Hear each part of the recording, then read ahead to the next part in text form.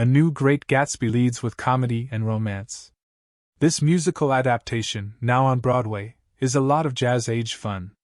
But it forgot that Fitzgerald's 1925 novel endures because it is a tragedy.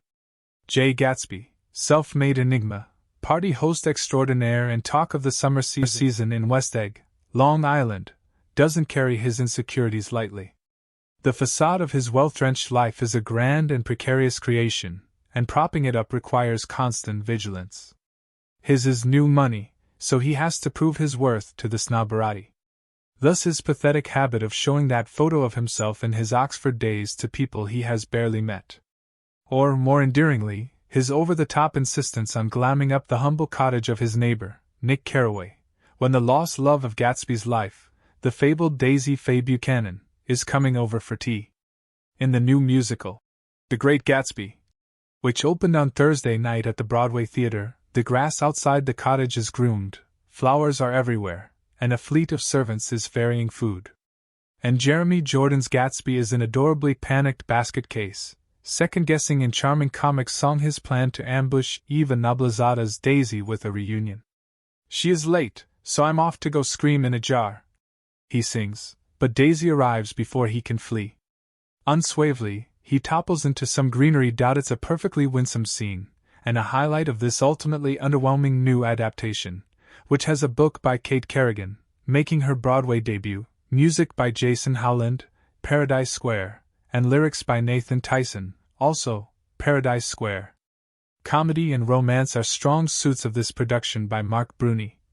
Beautiful, the Carole King musical, which ran in the fall at the Paper Mill Playhouse in New Jersey. There are plenty of big dance numbers, too, by Dominique Kelly, with some standout tap. The 1920s costumes, by Linda Cho, are fun to look at, Daisy's in particular, all those handkerchief hemlines, wafting on air. Gatsby's yellow Rolls-Royce and Tom's blue coupe drive on stage, extravagantly. And while the fireworks we see in the distance are projections, other sparkling pyrotechnics are delightfully real. The darker elements of The Great Gatsby prove more elusive, which blunts the impact overall. So does the show's anodyne Broadway sound, which is poppy and pleasant without being memorable. It summons neither the jazz age, like the soundtrack to Jack Clayton's 1974 movie adaptation did, nor a spirit of wild abandon, like the soundtrack to Baz Luhrmann's 2013 take. The score to this, Great Gatsby, is missing a vital urgency. This is not, by the way, the other high-profile musical adaptation you may have heard about since F. Scott Fitzgerald's 1925 novel entered the public domain in 2021. Next month, the Tony Award winner Rachel Chavkin directs Gatsby, with a book by the Pulitzer Prize winner Martina Majak and a score by Florence Welch and Thomas Bartlett, in Cambridge, Massachusetts. Bruni's Broadway production has the tremendous asset of a terrific core cast, including Noah J. Ricketts as the decent, disillusioned narrator, Nick, who in this telling, is for some unnecessary reason Gatsby's tenant, Samantha Pauly as Jordan Baker, a famous golfer and anti-marriage new woman who enjoys a screwball romance with Nick, and John Zdrojewski as Tom Buchanan, Daisy's pampered, polo-playing bully of a husband. She should of course be rid of him. Still, they are a handsome pair, their clothes, screaming silently of luxury, hang elegantly on them both. Their infant daughter, Pammy, wears less flattering clouds of lace. When Jordan objects to such little girl outfits on principle, Daisy replies with absolute nonchalance. But there's nothing to be done about that. It's how babies dress. Noblezada and Pauly are easy with humor, and Kerrigan has taken care to deepen Daisy and Jordan, who, with their talk of the limitations of life for women, sound practically, suffs, adjacent. Noblezada gives Daisy steel at her center that further ensures she isn't a manic pixie dream girl, even if the incurably dreamy Gatsby perceives her through gauze.as for theatrical illusion. It, too, is precarious. At Saturday's matinee, technical glitches shattered it repeatedly in Act 1.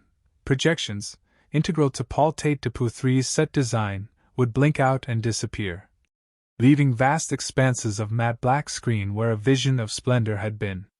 And so it was for Gatsby's and Daisy's reunion. There they stood in front of the cottage, laying eyes on each other for the first time in years, when much of the little house and its surrounding copse, the parts that aren't three-dimensional scenery, abruptly vanished, along with the ambience. A bit on the nose for a show with mirages as a theme, and more than a bit distracting. Even with flawless tech, the projections have a hypervividness reminiscent of video games. If that's a deliberate attempt to question the solidity of all the sumptuousness, like the sousal party guest in Fitzgerald's novel who, wandering into Gatsby's library, is astonished to find that the books are real, the aesthetic is nonetheless jarring, particularly for a show set a century ago.